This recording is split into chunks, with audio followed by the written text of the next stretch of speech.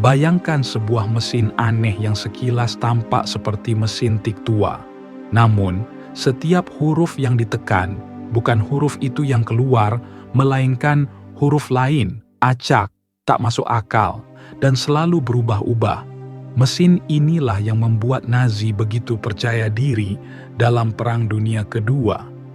Mereka menyebutnya Enigma, sebuah mesin penyandi pesan yang dianggap tak mungkin bisa dibobol. Saat itu, setiap strategi perang Jerman, mulai dari serangan udara, pergerakan tank, sampai perburuan kapal di laut, semuanya dikirim lewat pesan terenkripsi oleh mesin Enigma. Para jenderal sekutu hanya bisa melihat hasilnya. Serangan tiba-tiba, kapal dagang tenggelam, dan ribuan tentara tewas tanpa sempat melakukan perlawanan.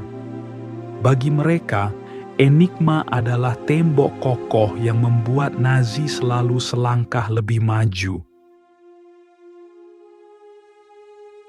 Dan memang, mesin ini bukan sembarangan. Dengan kombinasi kode yang mencapai 159 triliun kemungkinan, setiap hari sandinya berubah.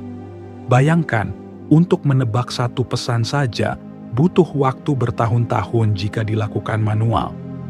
Tak heran Jerman begitu sombong.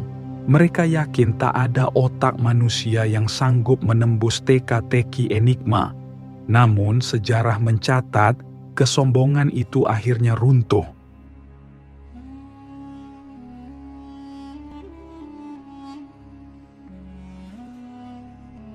Awalnya, yang pertama kali mencoba membongkar Enigma bukanlah Inggris, melainkan para matematikawan muda di Polandia.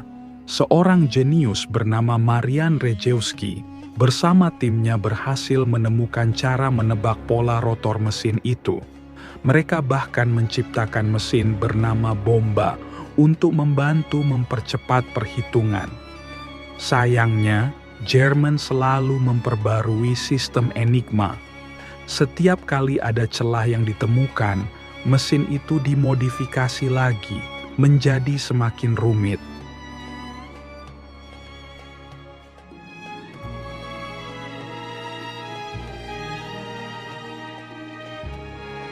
Ketika Nazi mulai menguasai Eropa, Polandia tahu mereka tidak akan bisa melanjutkan penelitian itu sendirian. Pada tahun 1939, menjelang invasi Jerman, Polandia mengirimkan temuan mereka secara rahasia ke Inggris dan Prancis. Bagi sekutu, itulah kunci awal untuk membuka jalan. Di Inggris, sebuah tempat rahasia bernama Bletchley Park menjadi pusat upaya memecahkan Enigma. Disinilah para ahli bahasa, matematikawan, dan intelektual brilian dikumpulkan. Namun dari semua nama, ada satu yang kelak menjadi legenda, Alan Turing. Turing bukan tentara, bukan pula orang politik. Ia hanyalah seorang matematikawan jenius dengan pemikiran tak biasa. Ketika semua orang mencoba menebak kode secara manual, Turing justru berpikir, manusia tak akan bisa melawan mesin, kecuali dengan mesin lain. Ia lalu merancang sebuah alat baru, jauh lebih canggih dari bomba milik Polandia. Mesin itu disebut bombe. Alat ini bekerja dengan menyimulasikan ribuan kemungkinan Enigma secara bersamaan, mencari pola dan kelemahan yang bisa membuka kunci sandi Nazi. Kerja di Bletchley Park berlangsung diam-diam, penuh tekanan. Setiap detik berarti nyawa di medan perang. Bayangkan, jika mereka terlambat memecahkan satu pesan saja, ratusan kapal bisa tenggelam di Atlantik. Para analis bekerja siang dan malam, membaca pesan-pesan rahasia yang sebelumnya mustahil. Dan pelan-pelan, keajaiban mulai terjadi.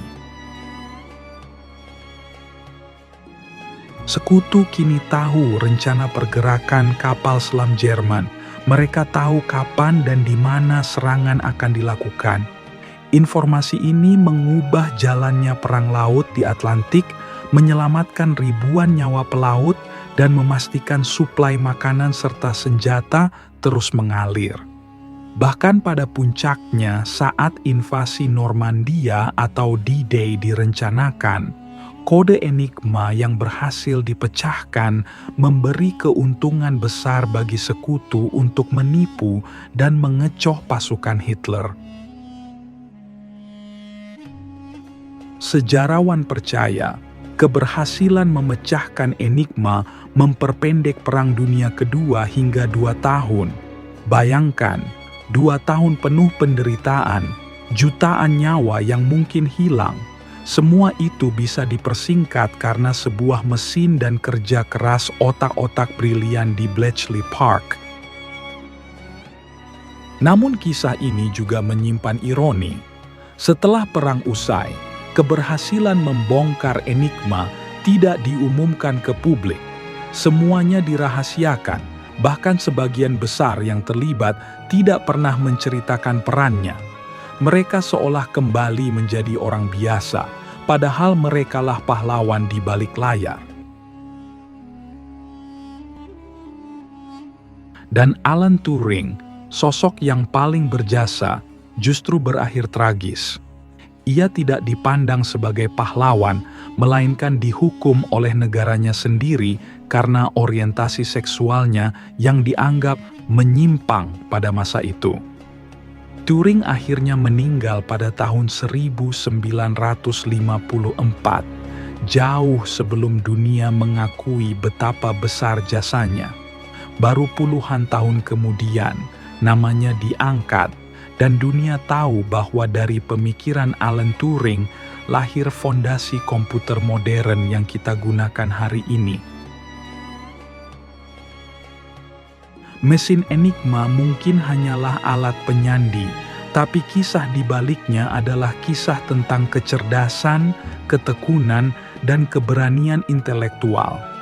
Dari balik layar perang berdarah, sekelompok orang membuktikan bahwa kekuatan terbesar bukan hanya ada pada senjata dan pasukan, melainkan juga pada otak manusia. Dan itulah kisah bagaimana mesin yang dulu dianggap tak bisa dipecahkan, akhirnya menjadi bukti bahwa tak ada kode yang benar-benar sempurna. Karena selama ada manusia yang mau berpikir, misteri sebesar apapun pada akhirnya bisa dipecahkan.